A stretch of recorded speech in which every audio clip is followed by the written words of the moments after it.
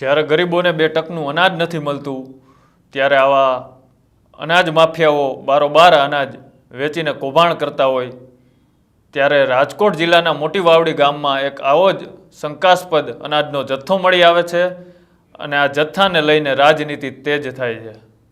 ત્યારે ત્યાંના પૂર્વ ધારાસભ્ય લલિત વસોયા અધિકારીઓને આડે હાથ લીધા। ધોરાજી તાલુકાના મોટી વાવડી ગામે નાફેડ દ્વારા ખેડૂતોની જે ખરીદી કરવામાં આવે છે એ ખરીદ કરેલા માલના 476 જેટલા કટ્ટા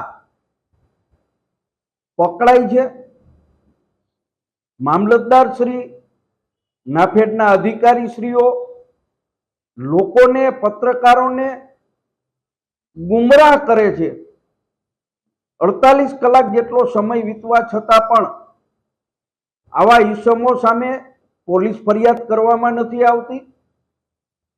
જો આની યોગ્ય અને ન્યાયિક તપાસ કરવામાં આવે તો આ કૌભાંડ રાજ્યવ્યાપી કૌભાંડ છે। કરોડોની અંદર આંકડો પહોંચે એવડું મોટું મસ્ત કૌભાંડ છે અને ભારતીય જનતા પાર્ટીના આગેવાનો આ પ્રકરણ ઉપર ઢાક પીછોડો કરવા માટેના પ્રયત્ન કરી રહ્યા છે ને એના જ ભાગરૂપે 48 કલાક પછી પણ આવા ઈસમો સામે પોલીસ ફરિયાદ થતી નથી।